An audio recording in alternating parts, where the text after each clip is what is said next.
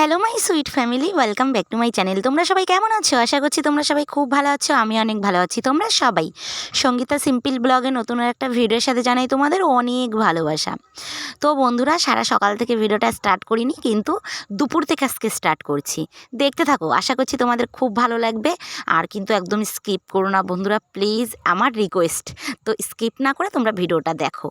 আর হচ্ছে এখানে তোমরা দেখতে পাচ্ছ যে এখানে হচ্ছে মাছ ভাজা হচ্ছে। তো তোমরা আগের দিন দেখেছিলে, আগের ব্লগে তোমাদের দাদাভাই প্রায় 3 রকম মাছ এনেছিল। তার মধ্যে শঙ্করটা তোমাদের সাথে শেয়ার করতে পেরেছি, আর তেলাপিয়াটা না মিডিলে খেয়ে নিয়েছি। আর আজকে আবার এই যে কালীবাউস মাছটা রান্না করছি। তো এই মাছটা হচ্ছে রান্না করছি, ভাত নেমে গেছে অলরেডি। আর হচ্ছে এখন হচ্ছে মাছ ভাজা চলছে, মাছের ঝোল হবে আর থানকুনি পাতা মানে বেটে ওটাকে একটু ভাজা হবে। তো এই হচ্ছে আজকে রান্নাবান্নার রেসিপি।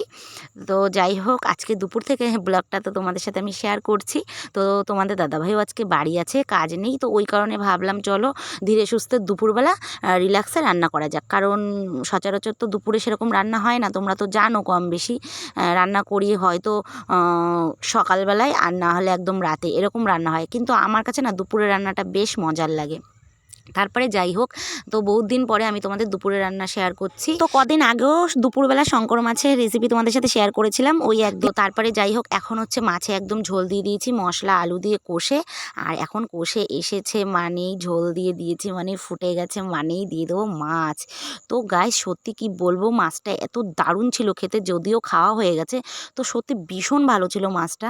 তো তারপরে যাই হোক, মাছের ঝোল আমার কমপ্লিট হয়ে গেছে। এখন তোমরা দেখতে পাচ্ছ ঠিক এই টাইপের রান্না করেছি মাছের ঝোলটা, সত্যি একদম অসাধারণ হয়েছিল। আর এখন আবার কড়াইতে একটুখানি তেল দিয়ে দেবো। আর আমি না ধনে পাতা বলছি কেন, সরি, মানে থানকুনি পাতাটা কাঁচা লঙ্কা দিয়ে, রসুন দিয়ে, লবণ দিয়ে বেটে নিয়েছি আগে ফার্স্ট টাইম। তারপরে এখন একটু কড়াইতে তেল দিয়ে ওটাকে এখন একটু জাস্ট ভাজা ভাজা করে নেবো, তাহলেই এই রেসিপিটাও আমার হয়ে যাবে। তো এইভাবে থানকুনি পাতাটা কিন্তু দারুণ লাগে। তোমরা যদি কোনোদিনও না খেয়ে থাকো, এইভাবে খেয়ে দেখো। ধনে পাতাটাও বেশিরভাগ তোমরা যদি কাঁচা বাটা না খেয়ে ওটাকে কাঁচা বেটে রসুন দিয়ে, তারপরে লঙ্কা দিয়ে, লবণ দিয়ে, তারপরে যদি তোমরা বেটে এরকম একটু ফ্রাই করে খাও, তাহলে খুব ভালো লাগে কিন্তু খেতে। তো চলো, এদিকে এটা ভাজা হতে থাক, ততক্ষণ আমি রান্নাঘরের জিনিসগুলো সমস্ত এই ঘরে নিয়ে আসি, গুছিয়ে ফেলি। কারণ ওটা তো আর জাল লাগবে না, ওই যা তাপ আছে ওতেই হয়ে যাবে। আর জানো তো, রান্না করতে করতে আমার উনুনটা ভেঙে গেল সামনে দিয়ে, মানে ওইটা ঠিক আমার জোড়া লাগছে না, যেহেতু পুরনো উনুনের ওপরে একটু চাপানো হয়েছে, যেহেতু পুরনো একটু একটু ছিল। তো উনুনটা না বারবার ভেঙেই চলেছে, মানে ওই জায়গাটা শুধু। তো খুব মুশকিল হয়ে যাচ্ছে। যাই হোক, এখন না ভাবছি যে রান্নাঘরে উনুনে একটা পাইপ লাগাবো, কারণ পাইপ লাগানোটা জরুরি। যেহেতু ধোয়া, তো আর পাতা দিয়ে না রান্না করলে অতটা সমস্যা হয় না, কিন্তু পাতা দিয়ে রান্না করলে গাইস একটু পাইপ লাগাতে হবে, এই হচ্ছে সমস্যা। যাই হোক, তারপরে আমি সমস্তটা গুছিয়ে নিয়ে এই যে দেখো চলে এসেছি এই রান্নাঘর। ওই রান্নাঘর কমপ্লিট। এদিকে জল গরমও বসিয়ে দিয়েছি, জল গরমটা দিয়েছি উনুনে রান্না করলে, এটা দিয়ে কালকে আবার ভাত করে নিতে পারবো, ওই কারণে। কলের জলে যা আয়রন। গুড মর্নিং বন্ধুরা, সুপ্রভাত। কালকে ওই অবধি ভিডিওটা করে আর করতে পারিনি, তো সরি। তো কী করব, যাই হোক, আজকে আবার ভিডিওটা স্টার্ট করেছি সকাল থেকে। তো উঠেছি কিন্তু বেশ সকালবেলা, সকাল হচ্ছে 7টা। তো 7টার সময় উঠে বিছানাটা তুলে আমার কষ্ট হয়ে গেছে, আমি একটু জল খেয়ে নিলাম। আর জানো তো, এই সমস্যাটা হওয়ার পরে জল খাওয়াটা ভীষণই ইম্পর্টেন্ট, আমি বুঝতে পেরে গেছি। আগে যদিও জানি সকালবেলা উঠে জল খাওয়াটা ইম্পর্টেন্ট, মেয়েকে খাওয়াই, কিন্তু আমি সেরকম ঠিক একটা খেতাম না। কিন্তু এই রোগটার পরে জলটা অবশ্যই খেতে হবে, অনেক অনেক বেশি, খাবারের থেকেও বেশি। তো ওই কারণে যাই হোক, বিছানাটা তুলতে আমার কষ্ট হয়ে গেছিলো। তারপরে আমি জল খেয়ে নিলাম।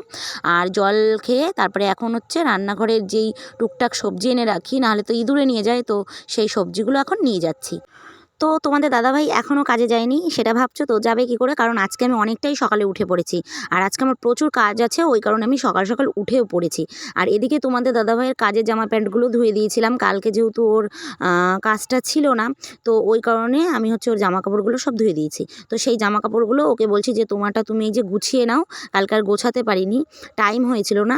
তো ওকে বলছি যে তোমারটা তুমি গুছিয়ে নাও। তো ওই কারণে তোমাদের দাদাভাই জামা কাপড়গুলো গুছিয়ে নিচ্ছে।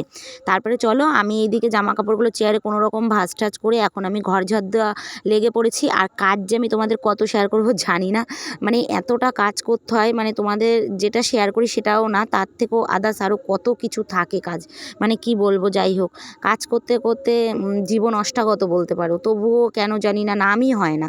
তারপরে যাই হোক, সকালবেলা উঠে যেটা করলাম সেটা তো তোমরা দেখলে। এখন হচ্ছে লেগে পড়েছি ঘর ঝাড় দেওয়ার কাজে।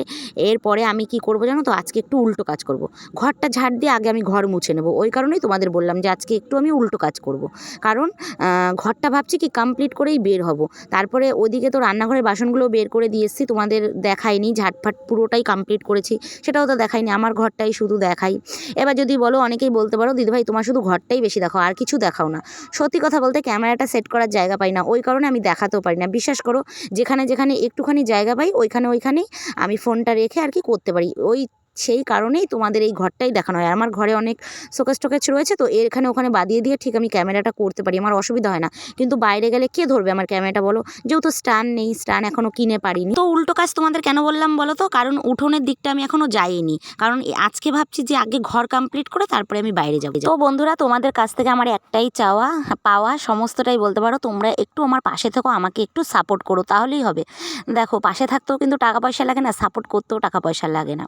তো এটা হচ্ছে ব্যাপার। তোমরা এখনও যারা আমার চ্যানেলটা সাবস্ক্রাইব করোনি তারা অবশ্যই সাবস্ক্রাইব করো, আর ভিডিও দেখো, ভালো লাগলে পাশে থেকো।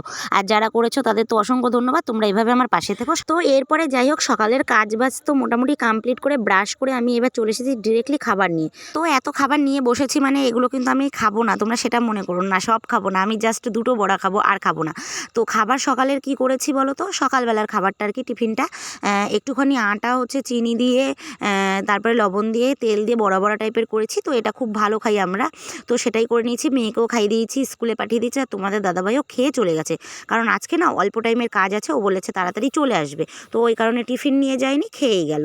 আর এদিকে আমি একটু কটা মুড়ি খাচ্ছি, মেয়ে বাটিতে করে কটা খেয়ে আবার রেখে গেছে, তো ওই কটাই আমি আগে খাচ্ছি। মুড়িটা খেতে না আমার ভীষণ খারাপ লাগে, যে শুকনো মুড়ি এই শুধু চাবিয়ে চাবিয়ে খেলে মানে গাল ঠাল ব্যথা হয়ে যায়। যাই হোক, মেয়ে তবু খেয়ে গেছে, নষ্ট করবো, তো ওই কারণে আমি এই দুটো খেয়ে নিচ্ছি।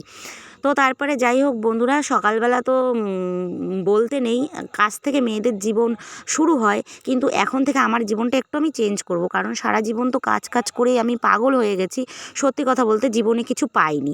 তো আজকে আমি কি করব, মানে নামই হয় না যতই তুমি কাজ করো।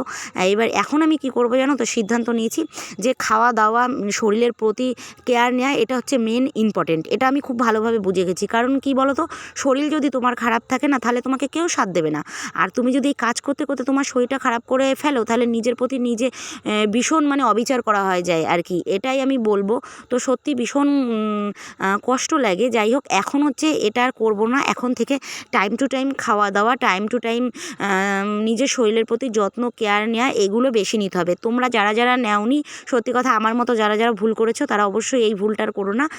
তোমরাও শরীরের প্রতি যত্ন নাও, কারণ শরীরের প্রতি যদি যত্ন নাও, তবে সবচাইতে দেখবে ভালো সমস্তটা তুমি ভালোভাবে করতে পারবে।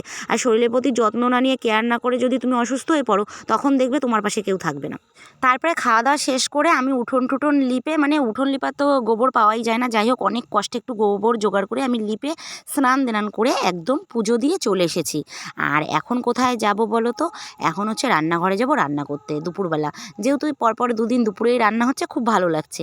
এখন আমি চুলটা ওই কারণে বেঁধে নিই, কারণ চুলটা আমার প্রায় শুকিয়ে গেছে, তো ওই কারণে এখন বেঁধে নিচ্ছি। আর বন্ধুরা, সত্যি কথা, মানে কাজ করতে করতে নিজের প্রতি যত্ন নেওয়াটা সত্যিই ভুলে গেছিলাম, একটা সময় এমন ছিল। তো এখন মানে খুব ভালোভাবেই ফিল করি যে সত্যি মানে কাজ তো সারা জীবনই করতে হবে, মানুষ যতদিন বেঁচে থাকবে, কিন্তু নিজের শরীরে কাজ করে করে খারাপ না করে নিজের শরীরের দিকে যদি একটু ধ্যান দিতাম, তাহলে আজকে আর এত বড় রোগটা আমার হতো না।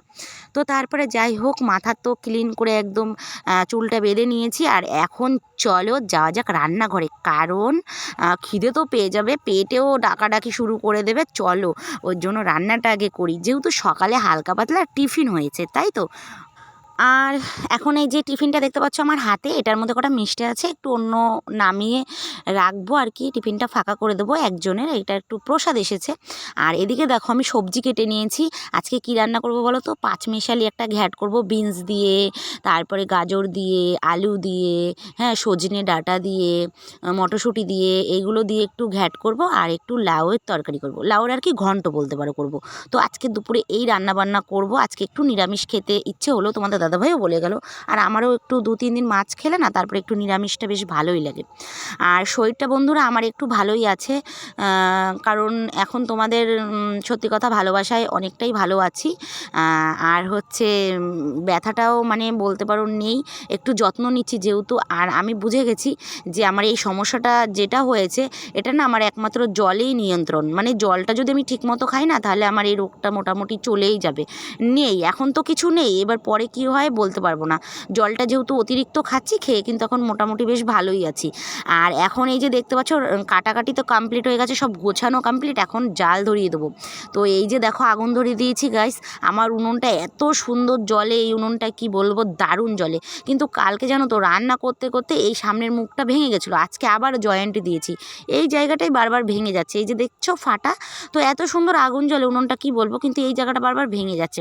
তারপরেও যাই হোক একটুখানি সমস্যা হয়েছে গাইস, যে এই সাইড দিয়ে না একটা পাইপ দেবো, যেহেতু কাঠ দিয়ে রান্না করলে লাগে না, কিন্তু পাতা দিয়ে রান্না করলে না একটু পাতা পুতো দিয়ে রান্না করলে একটু ধোয়া হয়। তো ওই কারণে না ধোঁয়াটা বাড়িতে পুরো ছড়িয়ে যাচ্ছে, ওই কারণে আমরা একটা এই সোজা পাইপ দেবো, সেটাই সিদ্ধান্ত নিয়েছি। তো আজকে এই উনুনে আমি লাস্টে রান্না করব, বাইরে যে একটা অন্য উনুন আছে তো ওই উনুনটায় রান্না করব, যতদিন পাইপটা না লাগাই ঘরে আর রান্না করব না।